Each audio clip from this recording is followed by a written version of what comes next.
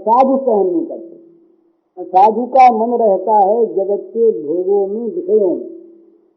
तो कोई भी भोग से विपरीत बात जब होती है तो वो विचलित हो जाते हैं, उनका मन दहल उठता है, उससे वो सहन नहीं कर सकते।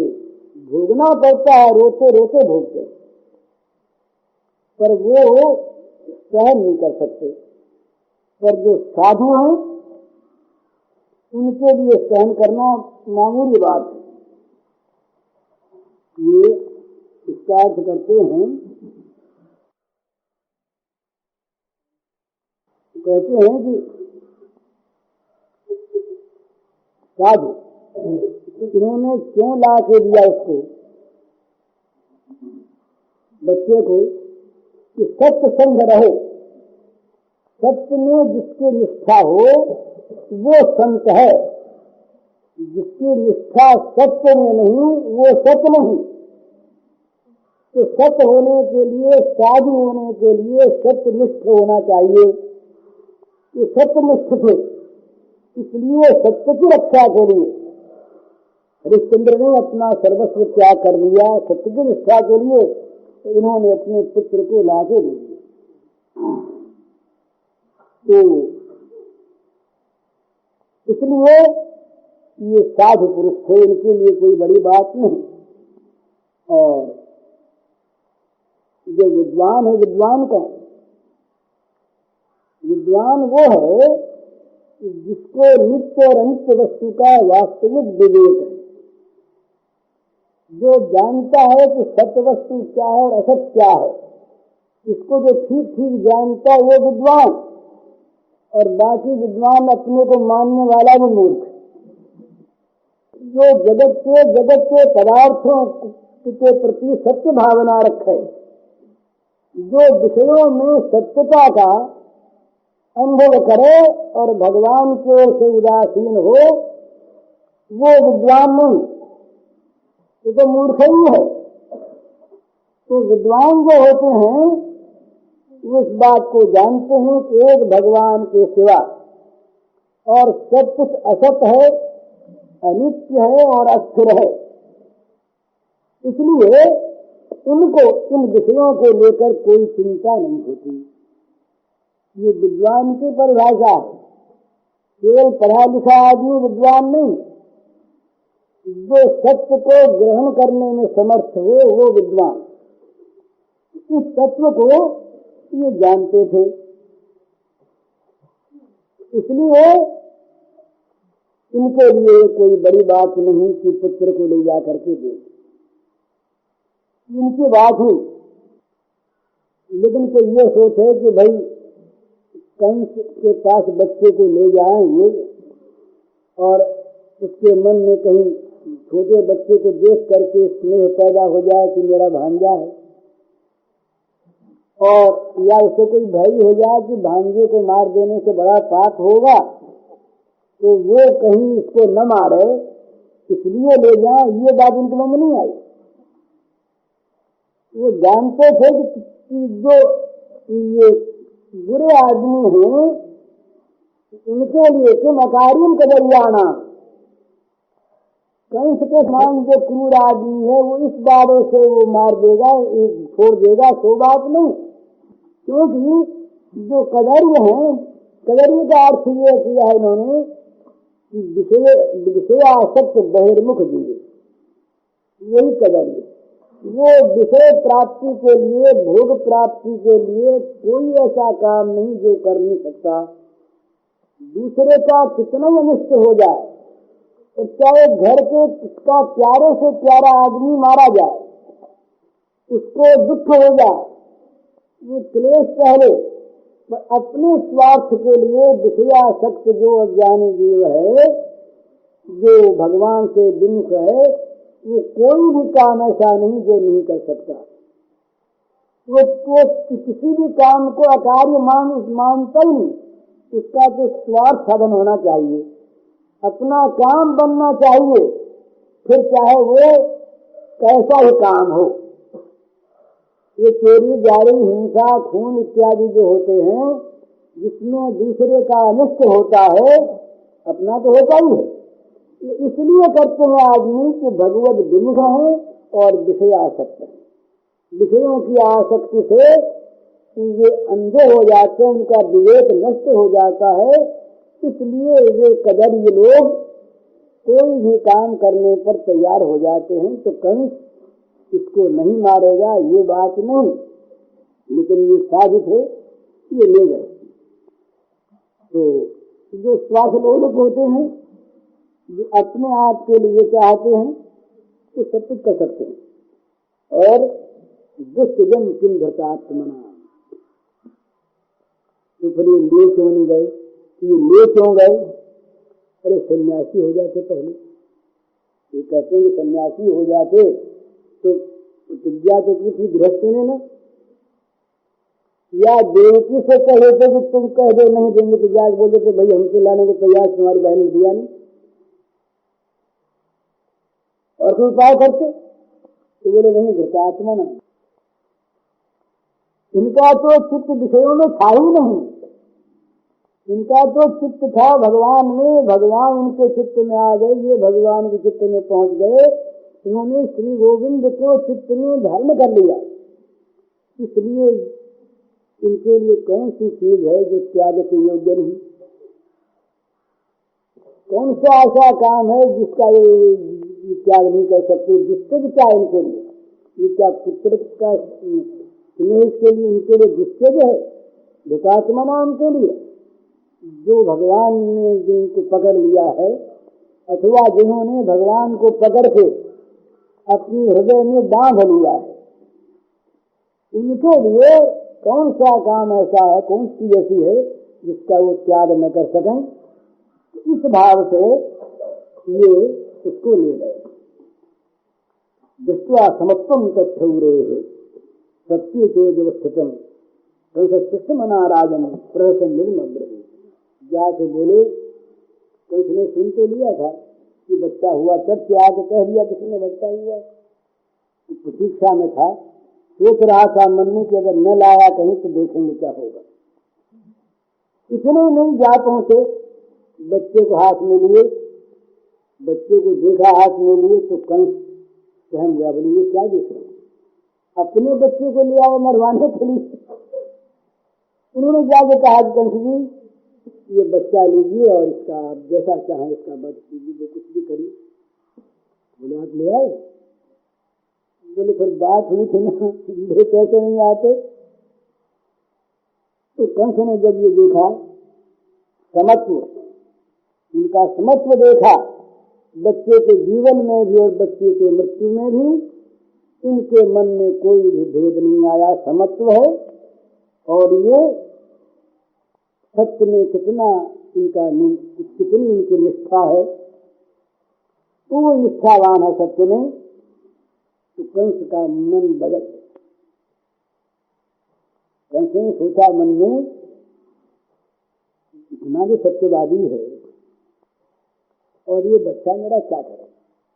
आत्मा मारेगा ना, इस बात को क्यों मारे? कहा जाओ वसुदेव जी आप ले जाओ, आप बड़े सत्यवादी हैं, मैं बड़ा प्रसन्न हूँ। प्रति आत्कुमार वयम निस्मादत्मे भयम अष्टमाद युवयोर गर्भान मृत्युर्मे विहितश्चन। वसुदेव जी छोटा बच्चा, इसको देख के दया आती है मेरे मन में, इसको ले जाओ आप। और इससे मुझे भय क्या है? सचमुच आकाशवाणी ने यही कहा है ना कि देवकी के 8वें गर्भ के संतान मारेगी, उससे मेरी मृत्यु होगी, आप ले जाइए। ये सब व्यवहार का असर होता है, हृदय बदलता है। तो वसुदेव जी ने सोचा सुखेद सुतमादाय जया वाणक धुंधुवीर नाभिन्नंद तदवाक्यम असतो वीतात्मा। वसुदेव जी ने बात सुनकर क्या अच्छी बात है, लौटा के ले चले, पर उनके मन में जती नहीं बात। भाई जो झूठा आदमी है, असत है, बुरा आदमी है और जिसका मन वश में नहीं, अभी एक बात कथा कल दूसरी कह देगा। तो वसुदेव जी लौट तो आए, पर उनको ये पता था कि कंस बड़ा दुष्ट है और उसका मन बदलने वाला, वो मन पर उसने विजय प्राप्त नहीं की है तो किसी भी क्षण बदल जाए मन। तो बात पर विश्वास तो नहीं किया, पर सोचा कि चले देखें। ये लौट आए। इधर नारद जी जो हैं, नारद जी का काम है किसी प्रकार से दूसरों का भला करना। दवा चाहे कड़वी हो तो चाहे उनकी बदनामी ही हो, पर वे सबका भला करने में लगे रहते निरंतर। जहाँ कहीं भी हुआ तो इनको भी दो का भला करना है। ये मरीची पुत्र जो हैं 6, इनका उद्धार करना है जल्दी से जल्दी। और ये कंस का जो बढ़ता हुआ पाप है, इससे जगत को बचाना है और कंस का भी उद्धार कराना है। क्या ये मारे वारेगा नहीं इनको, ये तो मरने वाले हैं, पर ये नहीं मारेगा तो बात ठीक बनेगी नहीं। तो बस नारद जी जो हैं अपना सोच विचार करके और चले आए कंस के पास। और आकर के नारद जी ने कहा, देखो भाई कंस, ये नंदा दिया ये ब्रजेरूपा यास्ता निशाम तो योषितः ये वसुदेवाद्या देवत्याद्या स्त्रियः सर्वे देवता प्रायः उभयोरपि भारत जातयो बंधुषु युतकंस मनोवृताः एतत् कंसाय भगवान् कंसोऽभ्युच्य नारद भूमे भाराय नानानां दैत्यानां वधोद्यतम्। तो नारद जी ने आकर के कहा कि देखो भाई कंस, क्या कर रहे हो? बोले क्या करें, वो देवकी का बच्चा था उसको लेकर के आया था, बस बड़ा सच्चा आदमी और 8वां गर्भ मारेगा। हमको ऐसी बात हुई थी तो बच्चे को क्यों मारे, लौटा दी। अपनी बड़ाई चाहता ना आदमी तो अपनी तारीफ की बात तो कही देता है। तो नारद जी गंभीर हो गए। अरे बोले तुम समझदार नहीं। क्या बात महाराज, हमने इसको लौटा दिया, इसको बेसमझदारी की बात की, बड़ी तभी तो की। अरे तुमको मालूम नहीं, हम गए थे अभी देवलोक में रहे, वैकुंठ में, वहाँ चर्चा हो रही थी कि कंस को कैसे मारा जाए। तो भगवान ने कहा देवताओं से तुम लोग जाओ, सब देवियों से कहा कि तुम लोग जा करके वहाँ पर अवतार लो, सब पहले से जाओ और ये आने और कंस को मारेंगे। क्योंकि मालूम है कि नहीं तुम पहले नहीं थे, तो तुम्हारे शत्रु हैं विष्णु भगवान। हाँ बोले ये तो आप। तो बोले भाई देखो, ये ब्रज में रहने वाले नंद आदि गो और उनकी स्त्रियां और ये वसुदेव आदि सारे वृषवंशी यादव और देवकी और यदुवंश की सारी स्त्रियां और नंद और वसुदेव और इन दोनों के सब जात भाई और सगे संबंधी, ये सब के सब देवता हैं, भला सब तुम्हारे बैरी। और हमने सुना वहां पर पृथ्वी गई थी रोती हुई कि दैत्यों के कारण से पृथ्वी का भार बढ़ गया, बोझ बढ़ गया। अब वहां पर योजना बन गई है तुमको मारने की और तुम जरूर मारे जाओगे। तुम्हारे वध की सारी तैयारी हो चुकी। अब बोले तुम्हारे बच्चे से करो भाई, इसमें तो नहीं। बोले भाई 8वां मारेगा ना, तुम मूर्ख हो, गनो 8 लकीर खींच दो। दूसरे शुरू करो, कौन सा 8वां होता है? तीसरे शुरू करो, कौन सा 8वां होता है? जहाँ शुरू करो ये 8वां, तो न मालूम पहला 8वां कि दूसरा 8वां कि तीसरा 8वां। मूर्खता करते और खाली ये बच्चे ही नहीं, ये सब कैसे तुम्हारे बैरी है। ये स्त्रियां भी, ये वृषवंश की और नंद के गोकुल की सारी स्त्रियां, सारे पुरुष और सारे बच्चे सब तुम्हारे बैरी। इतना कर बड़ा चलते जाते ना। नाजी ने अपना काम बना दिया और नाजी अपना इतना कह करके अब कैसे सोचा कि बड़ी गलती। नारद ठीक कहते हैं, नारद ठीक कहते हैं। तो सदी की 8वां का नहीं, हमें कौन मारता है? देव के गर्भ से ये भगवान ही आने वाले, कोई संदेह नहीं इसमें। तो ये सोच करके विशेष निर्गमे कंसो जदून्मत्वासुरानिति देवत्या गर्भसंभूतं विष्णुं स्ववदं प्रति देवकीं वसुदेवं च निगृह्य निगलैगृहे जातं जातमहं पुत्रं प्रियोर्जनसंकया मातरम पितरम भ्रातृन् सर्वांस्तथा घ्रंति हितृपो लुब्धा राजा न प्रायसो भुवि। तो कंस ने मन में निश्चय किया कि अब तो इन सबसे सावधान रहना। ये 8वां गर्भ ही बैरी होगा, सोने में तो सारे के सारे मेरे बैरी बैठे, मैं तो बैरियों के बीच में बैठ गया। ये घर वाले सब बैरी और गोकुल वाले सब बैरी।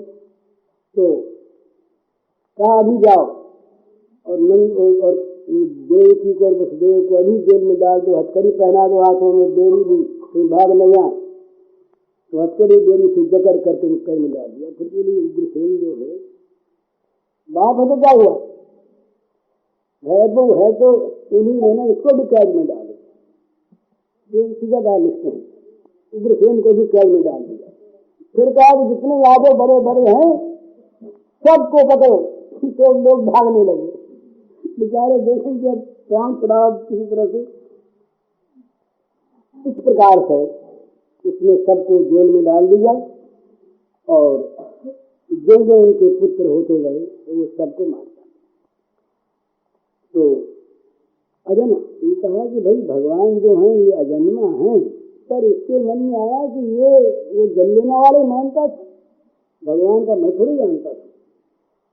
तो इसलिए सोचा कहीं बालक रूप में विष्णु भगवान ये तो कहीं जन्म ले बैठे तो मार डालेंगे, इसलिए जन्म होते ही मारो। तो सब तो ये मारने लगा। तो देव जी महाराज जी को नीति बताते हैं, जो लोग स्वार्थी होते हैं, स्वार्थी राजा लुब्धा लोभी, वे लोग न तो माँ बाप देखते और न भाई बंधु देखते हैं और न सगा संबंधी देखते हैं और न अपने हितैषी मित्र देखते हैं। वो अपने स्वार्थ के लिए किसी की भी हत्या करने में, किसी का भी दुश्मन करने में वो हिचकिचाते हैं। मातरम पितरम भ्रातृ सर्वांस्तथा घ्रंति हितृपो लुब्धा राजा न प्रायसो भुवि। प्रायः है और इस पृथ्वी में ये देखा जाता है कि जहाँ लोभ पैदा हो गया मन में और जहाँ केवल अपने ही प्राणों के लिए चिंता रही, हम बचे और भोगे और सारे मर जाएं क्या, इस प्रकार की वृत्ति मन में पैदा जब होती है तब ये लोभी राजा जो हैं ये माता पिता भाई बंधु घर के बाहर के सगे संबंधी किसी की भी हत्या करने में नहीं हिचकते। तो आत्मान संजातम जानम प्राविष्णुनाहतम महासुरम कारणेन यदुभिक्त विरुध्यत। जानता था ये कंस कि पहले में कालनेमी असुर था और भगवान विष्णु ने मुझको मारा था, ये हिरण्याक्ष का पुत्र था कालनेमी। तो इससे इसने अब सारे यदुवंशियों के साथ ही बैर बांध दिया। उग्रसेनम से पितरम विदुभोजान्धकाधिपम स्वयं निगृह बुभुजे सूर्यसेनान महाबला है। उसने बड़ा बलवान था, उसने यदु भोज और अंधक वंश के जो अधिनायक थे रेखा उग्रसेन, इनको भी कैद में डाल दिया और खुद राजगद्दी पर बैठ गया। सूर्यसेन देश का श्रेष्ठतम राजा बन गया। इस प्रकार कंस ने तमाम हलचल मचा दी। तो ये पहला अध्याय समाप्त हुआ।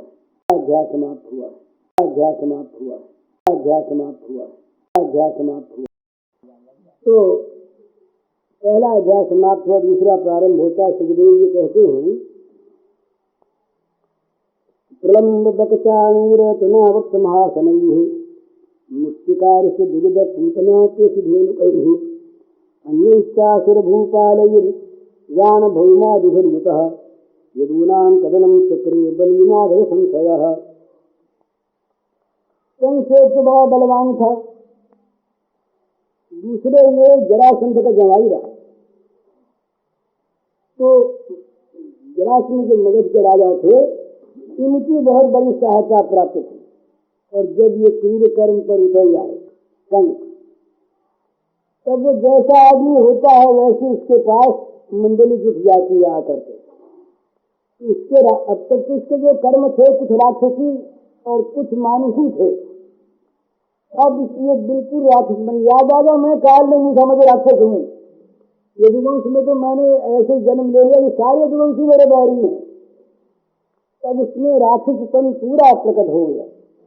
तो राक्षसीपन के प्रकट होते ही ये प्रलंबासुर, बकासुर, चाणूर, चनावत, अघासुर, मुष्टिकासुर, अरिष्टासुर, विविध पूतना, केशी और धेनुकासुर और ये बाणासुर, भौमासुर, जितने दैत्य राजा थे, ये सब के सब इसके पास आए, बोले हम तुम्हारी सहायता करेंगे, हम सब तुम्हारे सहायक। जिज्ञासा करो कौन अपने लोगों के सामने बोलने वाला है। तो असुरों का एक बड़ा समुदाय संगठन हो गया वहां पर। तमाम असुर इकट्ठे हो गए और इकट्ठे होकर उन्होंने क्या किया, ये तय कर लिया, निश्चय कर लिया कि जितने यदुवंशी हैं इन सबको खत्म कर दिया गया, इनकी स्त्रियों को भी मार डाला गया। तो इन्होंने यदुवंशियों का नाश करना, यदुनाम कदनम चक्रे, इन्होंने यदुवंशियों का नाश करना प्रारंभ किया। तो लोग बड़े दुखी हुए, पीड़िता नहीं विषु गुरु पंचाल खेतयान शाल्वान विदर्भान मिथिलान विदेहान कौशलानपि। तो कहते हैं कि ये सारे यदुवंशी थर्रा गए, सारा यदुकुल कांप गया कंस के अत्याचार से, और ये सोचा कि जब किसी को जीवित नहीं छोड़ेगा तो लोग भागने लगे। भाग करके कोई कुरु देश में गए, कोई पंजाब में गए, कोई कैकय में, शाल, विदर्भ, निषद, मिथिला, कौशल इत्यादि देशों में जा करके और यदुवंशी लोग बसने लगे, भागे वहां से। अब इसके राज्य में तो बचाव है, दुष्ट के राज्य में सिवा भागने के और क्या उपाय। बल अपने पास है नहीं, सारा बल उसके पास। तो कंस महाबलवान और महाक्रूर, और फिर तमाम उसके सहायक सलाहकार मिल गए राक्षस, अत्यंत क्रूर। ऋषि मुनि ब्राह्मण का कहीं सम्मान रहा नहीं। तो बस ये अत्याचार की पराकाष्ठा होने लगी तो सब लोग भाग गए। कुछ लोग चापलूस रहे, उन्होंने देखा कि हाँ हम यहाँ मिलाओ तो रहो। तो ऐसे लोग एक मुरुंधान जाते परिपथ थे, कुछ लोग ऐसे दिखे तो ऊपर से उसके मन के अनुसार उसके हाँ यहाँ मिलाकर रहे। तो चलो भाई देखा जाएगा, जो कुछ होगा तो कहाँ भाग के जाए। तो उसके मन के अनुसार कब काम करते हुए कुछ जाति के लोग वहां रह लिए। अब कंस ने क्या किया कि एक एक करके देवकी के 6 बालक मारे। ये कथा कई पुराणों में आती है, अभी देवी भागवत में भी आई है कि ये ब्रह्मा के जो मानस पुत्र थे मरीचि, उस मरीचि के 6 पुत्र रहे। तो ब्रह्मा जी की किसी बात को लेकर एक बार ही हंस पड़े। तो ये समझने की बात है भला, दूसरे की किसी दोष की बात को देख करके कोई हंसता है ना तो उसको बहुत खराब मालूम होता है। तो ब्रह्मा जी के मन में कोई क्रोध नहीं था, पर ब्रह्मा जी ने ये शिक्षा देने के लिए कि कोई आदमी किसी की दिल्लगी न उड़ावे, हंसे नहीं, किसी का जी न दुखावे, इसलिए उन्होंने साथ दे दिया ब्रह्मा जी ने कि तुम लोग असुर हो जाओ, राक्षस हो जाओ। जब साथ दे दिया तो बड़े घबराए हुए, तो ब्रह्मा जी के चरणों में गए, बोले महाराज कैसे बचाओ, भूल हो गई। तो भूल होने पर भी जो भूल मान लेता है उसके लिए रास्ता निकल जाता है देर सवेर। तो ब्रह्मा जी प्रसन्न होकर के बोले भाई जो हो गया सो तो हो गया। अब तो वैवस्वत मनवंतर के 28वें शुक्र युग में जब द्वापर आवेगा उस समय भगवान कृष्ण अवतीर्ण हुए। तो इनका जूठा भोजन, इनका उत्कृष्ट खा करके और तुम साप से मुक्त हो, ये वरदान। इसके बाद वो जो 6 बालक थे वो असुर होकर के हिरण्याक्ष के पैदा हुए। हिरण्याक्ष के लड़के कालनेमि के यहाँ पैदा हुए। कालनेमि के 6 पुत्र हुए, पर इनका पूर्व संस्कार था मरीचि पुत्र रहे न, तो मरीचि के घर में होती जो भगवान की उपासना, तो ये बड़े प्रबल संस्कार थे। वो तो भाग्यवश उन्होंने इस प्रकार साथ प्राप्त कर लिया, तो संस्कार अच्छे थे, इसलिए अच्छे संस्कारों में रहना बड़ा अच्छा, न मालूम कब काम दे। तो अच्छे संस्कारों के कारण से ये हिरण्याक्ष के कुल में पैदा होकर के भी और ये भगवान की उपासना करते। तो हिरण्यकशिपु को हिरण्याक्ष को बहुत बुरा लगा कि हमारे बच्चे और हमारे बैरी की उपासना करें, तो इन्होंने साथ दे दिया, इनको तुम्हारा बाप ही मारेगा, तुम बाप के घर में रह करके बाप का विरोध करते हो, तुम्हें तुम्हारा बाप ही मारेगा, ये साथ दे दिया। फिर वो देवासुरों के संग्राम में कालनेमि मारा गया और ये कालनेमि के जो पुत्र थे ये सब सारे सुतलोक में गए और वहां वे यहीं पर रहे। तो ब्रह्मा जी के 2 साप रहे हैं, 2 वरदान हुए। एक तो ये असुर रूप में इनका बाप मारेगा और इनका उद्धार होगा भगवान का उत्कृष्ट खाने से। तो ये फिर भगवान के भक्त रहे, तो भगवान के मंगल विधान से ये देवकी के गर्भ में आए, जिससे भगवान का संपर्क प्राप्त हो जाए और फिर आगे जाके भगवान को प्राप्त हो जाए। ये भगवान ने पूर्व संस्कारों को लेकर कृपा की। तो वो जो है ये देवकी के 6 बालक हुए। इन 6 बालकों का उद्धार आवश्यक था, तो काल में ही रहा बाप इनका, इसलिए कंस के हाथों ये 6 मारे गए इस साप को सत्य करने के। इसीलिए नारद जी ने ये योजना की कि मरीचि पुत्र का उद्धार करना है, तो कहीं कंस को पहले ही भगवान ने मार हर दिया, तो ये तो नहीं मरेंगे इस बात के हाथ से, फिर न मालूम ये नया बाप कहाँ पैदा हुआ और कहीं इसकी मुक्ति हो गई तो मुश्किल होगी। तो नारद जी ने ये सब योजना बनाई कि जिससे कंस इनको मार डाले।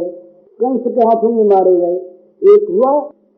फिर जब ये देवकी जी याद कथा आएगी, दशम में देवकी जी रोई 6 बेटों के लिए, बहुत पीछे, तो भगवान सुतल लोक में जा करके उनको लाए। उनको लाते ही देवकी जी के स्तनों में स्नेह बस दूध आ गया। उन्होंने भगवान का जो उत्कृष्ट स्तन था उसका दूध पिया, ये उत्कृष्ट भोजन किया, इससे उन 6 का उद्धार हो गया। तो ये इन 6 बालकों को कंसनी मार। तो कंस के द्वारा 6 बालक मारे गए। अब 7वें बालक जो हैं, यहाँ कहा हतेषु 6 बालेषु देवक्या उग्रसेना। सुदेव जी कहते हैं कि उग्रसेन पुत्र के द्वारा, उग्रसेनी के द्वारा ये 6 बालक मारे गए। तो बोले उग्रसेनी क्यों कहा? बोले ऐसे हत्यारे का नाम भी नहीं लेना चाहिए, इसलिए उग्रसेनी कहा। कंस का नाम नहीं लिया सुखदेव जी ने। बोले बार बार कंस भगवान का नाम भी लेना चाहिए। उग्रसेन अच्छे थे, तो उग्रसेन का पुत्र ये कह दिया उग्रसेनी का। तो सप्तमो वैष्णव धाम यमनंतम प्रत्यक्षते गर्भो बभूव देवत्या हर्षोद्वर्धन। कहते हैं जब कंस ने 6 बालक मार डाले, तो देवकी के 7वें गर्भ में वैष्णव धाम, यहाँ वैष्णव धाम का, तो वैष्णव धाम का अर्थ टीकाकारों ने किया है भगवान के अंश स्वरूप, वैसे कृष्ण का अनुसार किया है। वो कहते हैं कि जो भगवान की सैया बने, भगवान के छत्र बने, भगवान का व्यजन बने, ये फनों से हवा करते हैं, अपने ऊपर भगवान को सुलाते हैं, भगवान को अपने अंदर बसाते हैं, आश्रय देते हैं। तो ये भगवान के आश्रय स्थान है अनंत। अनंत इसलिए कि इनकी सेवा का कभी अंत नहीं होता। अनंत माने जिनका कभी अंत न हो, अनंत में से जो निकले वो भी अनंत। तो ये अनंत भगवान, इनकी सेवा अनंत। तो ये 7वें गर्भ में ये अनंत आए, शेष जी आए। इसलिए भी आए ये भाई रामावतार में तो ये छोटे भाई रहे लक्ष्मण जी, तो छोटे भाई रहे इसलिए आज्ञा जगह काम नहीं करवा सकते। लेकिन बलदेव जी जरा अपने हाथ में हुकूमत लेकर के बोले मैं बड़ा भाई होकर जाऊंगा तो अच्छी सेवा कर सकूंगा। इस भाव से ये पहले ही देवकी जी के गर्भ में आ गए। तो अब भगवान ने देखा कि ये तो 7वें गर्भ में आ गए और कहीं कंस ने इनको मार दिया। भगवान अपने विश्वात्मा विदित्वा कंसजम भयम यदूनाम निजनाथानाम योग मायाम समादिशत गच्छ देवी ब्रजम भद्रे गोप गोविर्लंकृतम रोहिणी वसुदेवस्य भार्यास्ते नंद गोकुले अन्याश्च कंस संविघ्ना विमरेषु वसन्ति देवत्या जठरे गर्भम शेषाख्यम धाम मामकम। वही बात तत्सन्निकृष्य रोहिणिया उदरे सन्निवेशय अथा मंशभागेन देवक्रिया पितृताम शुभे प्राप्स्यामि तुम यशोदायाम नंद पत्न्याम भविष्य। भगवान विश्वात्मा है, सारे विश्व की आत्मा है। भगवान के मन में कोई भी दुविधा नहीं आती, भय शोक नहीं आता। पर एक भगवान का स्वभाव है, भगवान का स्वभाव है, ये समझने की बात है। भगवान के लीला में न तो दंभ है और न उनके मन में किसी प्रकार की कोई कामना है।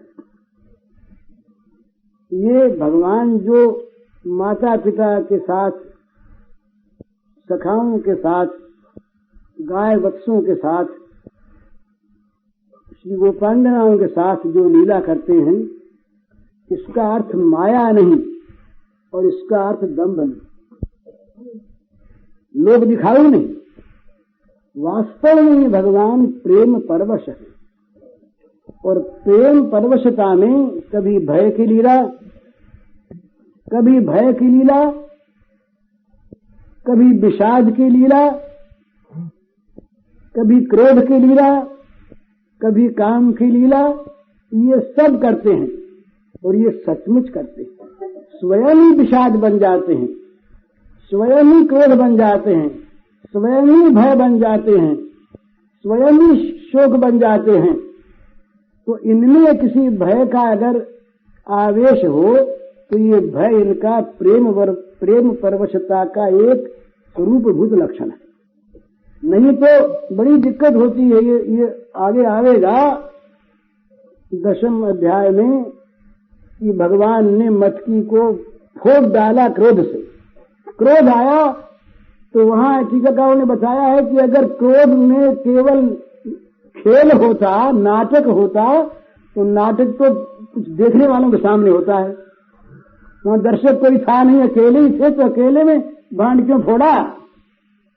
तो क्रोध आया था जरूर, फिर भागे उस समय मैं आ ही नहीं थी, तो भागे क्यों? भय हो गया था मन में, रोए क्यों? डर लगा था।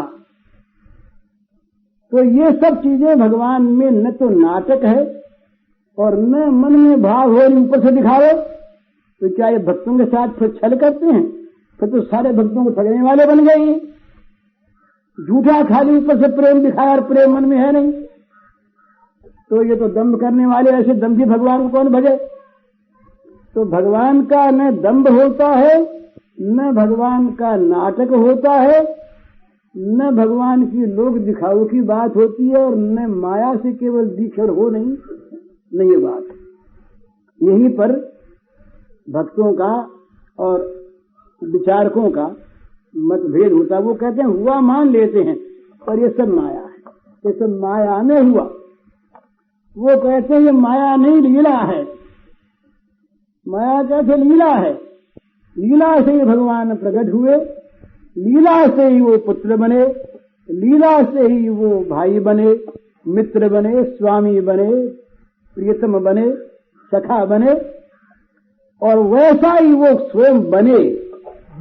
उन्होंने स्वयं अनुभव किया वहां पर, जहां भूख लगी वहां भूख लगी। ये विचित्रता है कि ये प्रेम राज्य जो है ये भगवान में भूख लगा देता है, भगवान में भय पैदा कर देता है, भगवान में विषाद पैदा कर देता है, भगवान में क्रोध पैदा कर देता है। ये क्रोध काम भय विषाद भी भगवान में आकर धन्य हो जाते। नहीं बेचारे ने स्वयं नरकों में जाए और सबको नरकों में ले जाए। इन विचारों का जीवन धन्य कैसे हो? प्रत्येक का जीवन धन्य करना है। तो इनको भगवान ने ये लीला राज्य में अपनाया। क्रोध से कहा आज तुम आ जाओ भैया, तुमको धन्य करना है, तुम्हारे साथ जो ब्रह्म संस्पर्श हो जाए।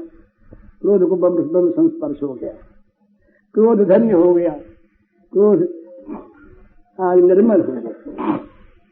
तो भगवान ने के मन में आया कि कहीं कंस पुत्रों को मारता है ना, तो ये मेरे जो यदुवंशी हैं ये तो मुझे को अपना मांगते हैं, सर्वस्व मेरे को, यदुना मिजुना था ना, ये तो मुझको ही अपना स्वामी मानते हैं, मेरे ही हैं। तो ये कहीं सताए न जाएं। और ये अनंत भगवान के संबंध में भी तो उन्होंने तुरंत योग माया को याद किया। योग माया ये जो भगवान की खास शक्ति है, शक्ति और शक्तिमान एक होते हैं भला। शक्ति अगर न रहे तो शक्तिमान की सत्ता नहीं, और शक्तिमान न हो तो शक्ति रहे कहां। तो भगवान की योग माया उनकी अपनी स्वरूप भूता शक्ति है। इसी को लेकर के वे अवतार लेते। संभवा नात्माया आत्माया, माया नहीं आत्माया, लीलया कृपया। तो ये भगवान जो अपनी शक्ति से आप ही अवतरित होते हैं। यहाँ शक्ति को उन्होंने अपनी शक्ति से कहा योग माया, योग ईश्वरी। भगवान ने कहा शक्ति को बुला करके कि देवी कल्याणी तुम जाओ ब्रज में। अब वो ब्रज कैसा है कि गोभैर्लंकृतम, बड़ा सुंदर दिया कि वो ऐसा सुंदर लोक है कि जहां पर ब्रज में ग्वाले और गायें हैं, उनके द्वारा शोभित है। कहीं ऐसा नाम नहीं लिया, किसी बड़े ऐश्वर्य का नाम नहीं लिया। अलंकृत है, ये नहीं कहा कि वहां वो रहते हैं। वो जो ब्रज है मेरा, वो ब्रज गायों के द्वारा और गोपों के द्वारा सुसज्जित है, गहने हैं वो उसके, वे अलंकार हैं।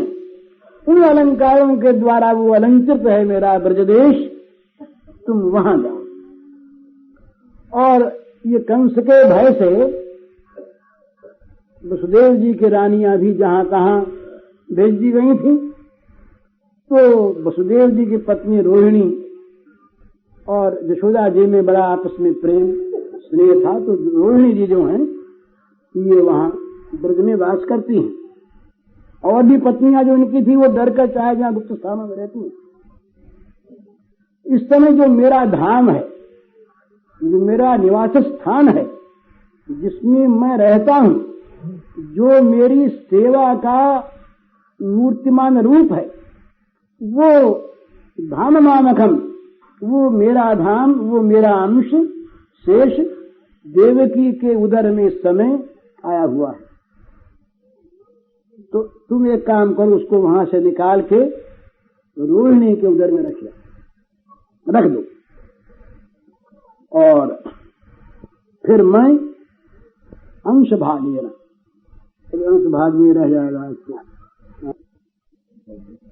अंश भागेन, अंश भाग के कई अर्थ करते हैं, बड़े विस्तृत। श्रीधर जी ने तो 6 अर्थ किए। ये वैष्णव तोषण कारण भाग का जो अर्थ करते हैं वही कह देता हूं कि पूरे रूप में नहीं अवतीर्ण हुए यहाँ भगवान, माने जो केवल विशुद्ध वात्सल्य का भाग था, ये माधुर्य का, वो विशुद्ध भाग अलग रखा। उससे तो वो यशोदा जी के यहाँ जाकर के अवतीर्ण हुए, ऐसा मानते हैं। यशोदा जी के यहाँ भी और देवकी जी के यहाँ भी समकाल में दोनों जगह भगवान का अवतार है। ये आगे 5वें अध्याय में इसका विस्तार से वर्णन होगा। जाता अल्लादो महामना स्वात्मज उत्पन्न, आत्मज उत्पन्न ने कहा। तो सुखदेव जी बोलते हैं ना, कहीं यही बोलते कि भाई वो वहां आ गए, मथुरा से आए हुए, ये तो नहीं कहा, आत्मज उत्पन्न ने कहा। तो सुखदेव जी का संकेत है इसमें। तो अंश भागे का अर्थ इन्होंने ये किया कि ये अंश भाग जो है, अंश भाग से, पूर्णांश से, ये तो भगवान पूर्ण ही है, पर यहाँ माधुर्य ऐश्वर्य मिश्रित रूप से अवतार। उनका अर्थ यह है कि ये ज्ञान बल क्रिया, ये जो भगवान की शक्तियां हैं, इन शक्तियों को साथ लेकर के भगवान वहां पर अवतीर्ण हुए। तो भगवान ने कहा, फिर कोई ने कहा कि ये बलदेव जी के साथ भी वो दूसरे से आ जाएंगे, हम आ जाएंगे। तो वो कहते हैं कि हे कल्याणी देवी, अब मैं अपने सारे अंशों के साथ, ज्ञान अंश, बल अंश, क्रिया अंश, इच्छा अंश, ऐश्वर्य अंश, इन सब अंशों के साथ मैं देवकी का पुत्र बनूंगा और तुम नंद बाबा के पुत्र यशोदा के गर्भ से जन्म लेना। या अंश भाग्य ना, मैं वहां भी जाऊंगा और तुम वहां भी जन्म लेना। इसके बाद बोले महाराज फिर क्यों, अब उसको किसी को कोई काम भेजे तो उसके लिए इनाम पहले से निश्चित। यह तो भगवान के स्वरूप होता ही, पर किसी से काम जो खाली काम ही बता दे उसको, तो काम करने वाले को तो काम ही करना है, उसको कोई लेना देने की उसकी इच्छा नहीं। पर काम बताने वाले का ये कर्तव्य होता है कि वो तुम्हें क्या देंगे, कोई बड़ी बड़ी चीज बता दे।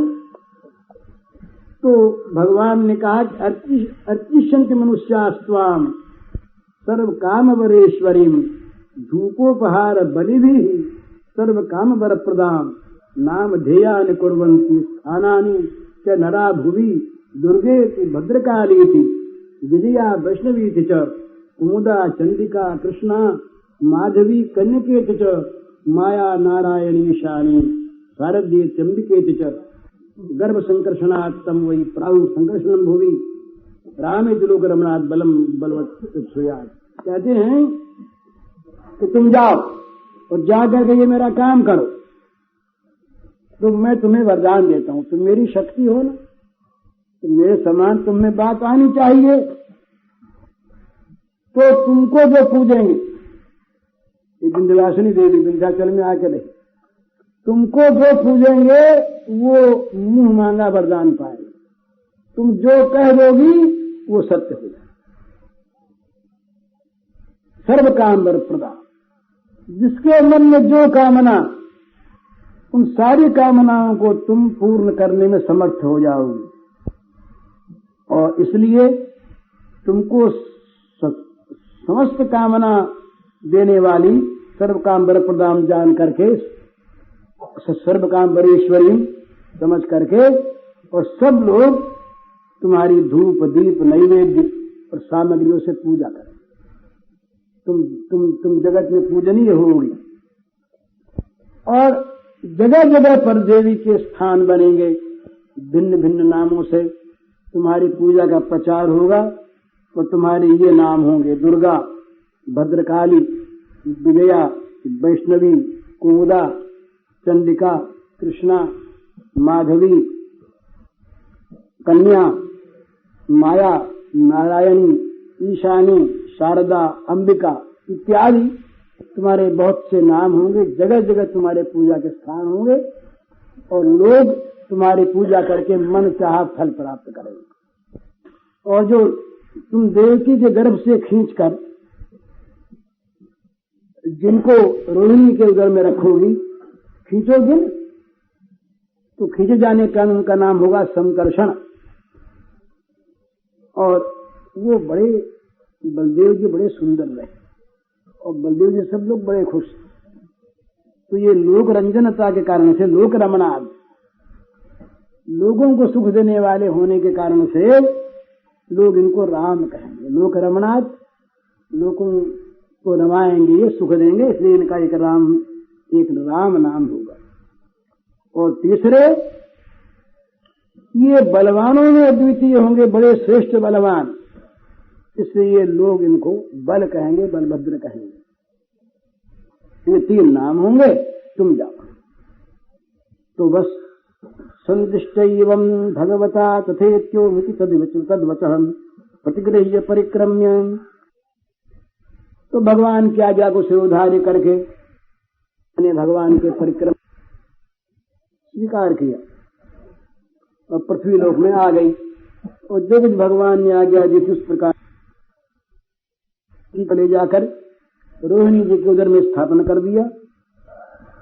लोगों को क्या पता कि ये दशा हुई है, तो बेचारे लोग जो हैं पूर्वा चिंता करने लगे, बोले 6 बालक तो मारे गए, तुम्हारी बात हो गई। लोगों के मन में बड़ी देवकी का गर्भ नष्ट हो गया देख करके पूर्ववासी आपस में चिंता करने लगे, बात करने लगे। भगवान विश्वात्मा है, भगवान का कहीं आना है नहीं, वो सदा सब रूपों में वर्तमान ही।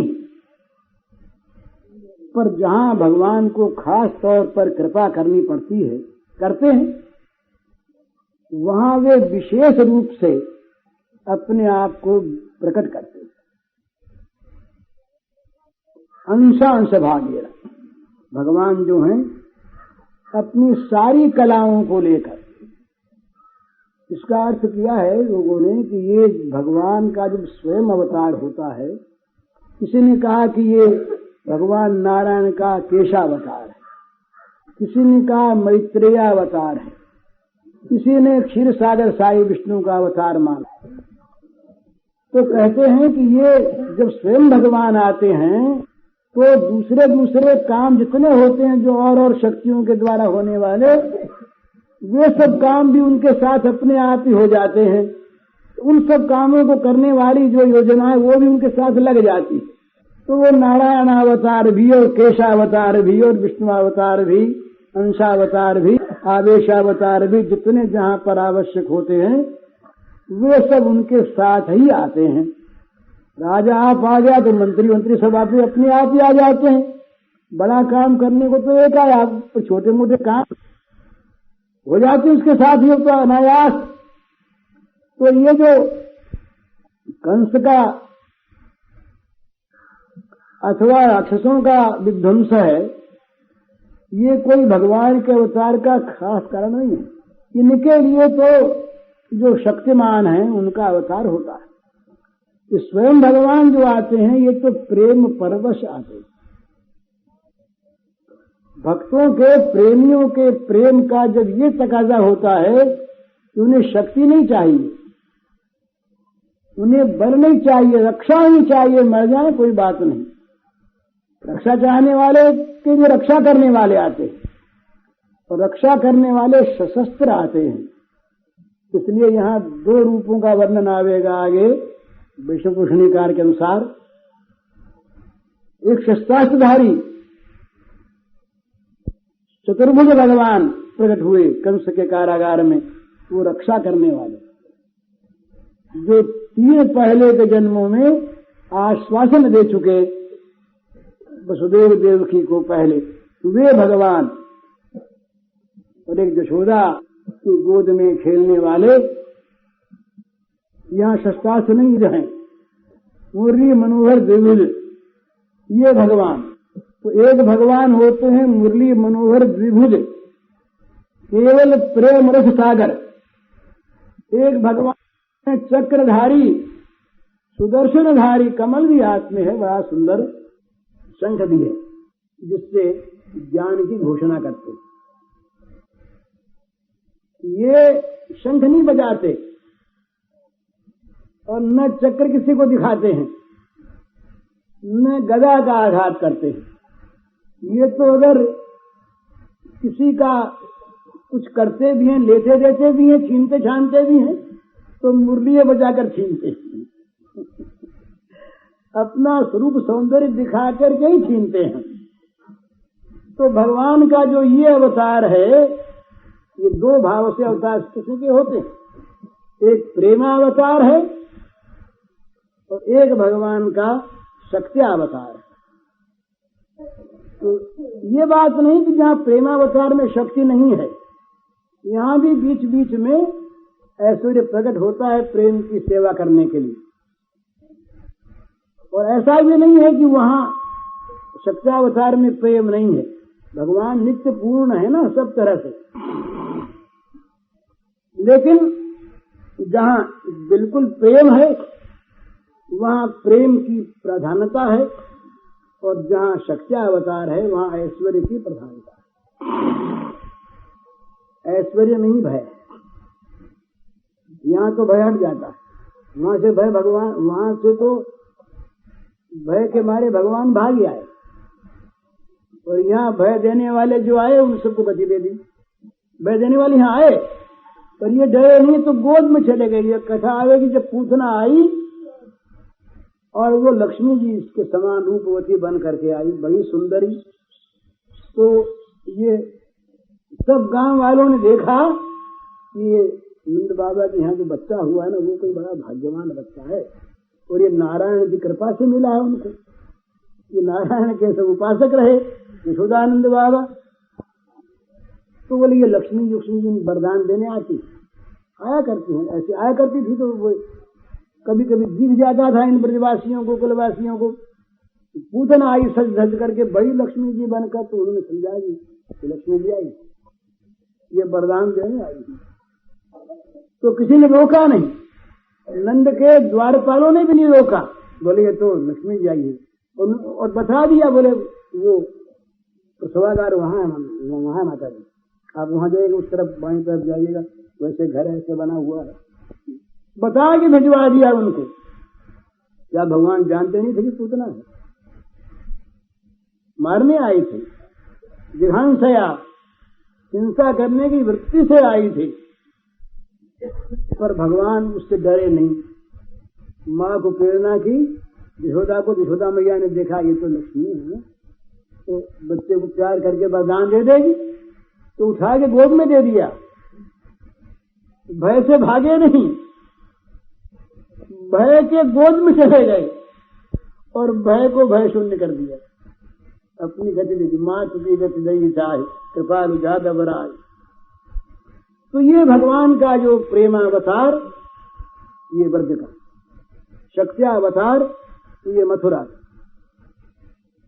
तो यहाँ भगवान ने कहा कि मैं जब ये अवतार लेता हूँ तो सारी कलाओं को, सारी शक्तियों को, सारे अंशावतारों, आवेशावतारों, नारायणावतार, मैत्रेयावतार, विष्णु के अवतार, क्षीर सागर साई के अवतार, इनके जितने काम हैं वो सारी उस मेरी शक्ति के अंदर आकर सन्निहित हो जाते हैं।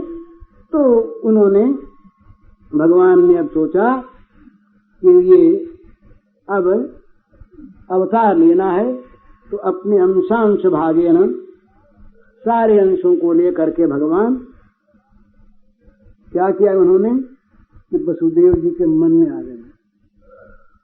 मन आनक बिंदु में अभिवेश, मन में प्रवेश किया। ये भगवान उनके शुक्र में प्रविष्ट नहीं हुए।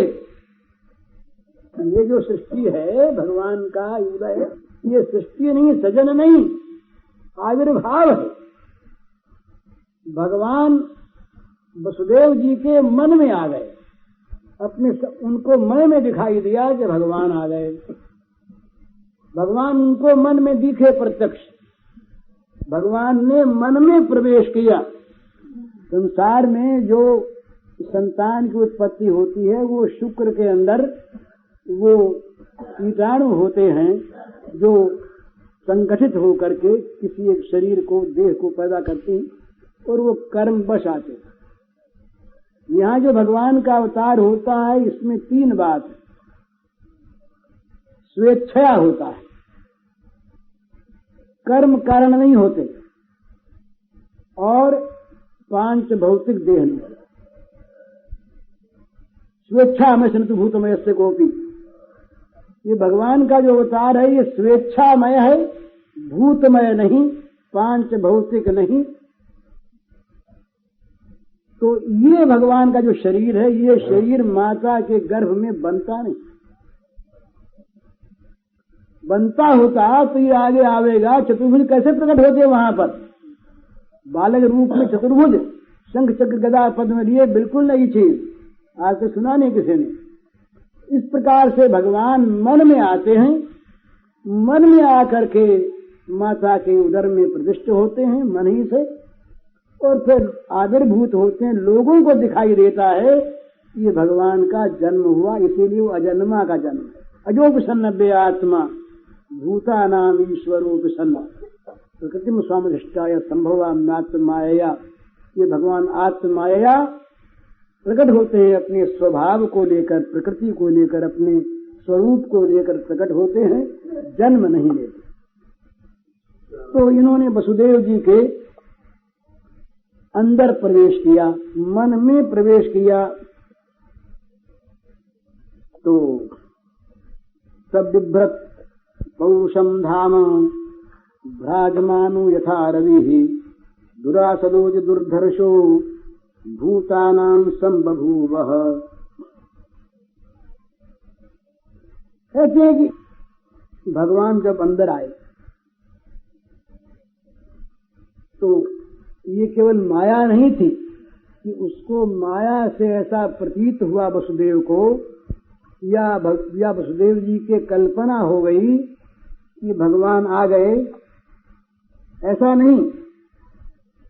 वास्तव में भगवान प्रवेश कर गए अपने सारे तेज को लेकर के। वो जो अव्यक्त थे वो वसुदेव के मन में व्यक्त हो गए, वसुदेव जी को दिखने लगे। और क्या हुआ कि जब वो ज्योतिर्मय भगवान अंदर प्रविष्ट हुए, प्रविष्ट हुए, प्रविष्ट हुए, प्रविष्ट हुए, प्रविष्ट हुए, प्रविष्ट हुए, प्रविष्ट हुए,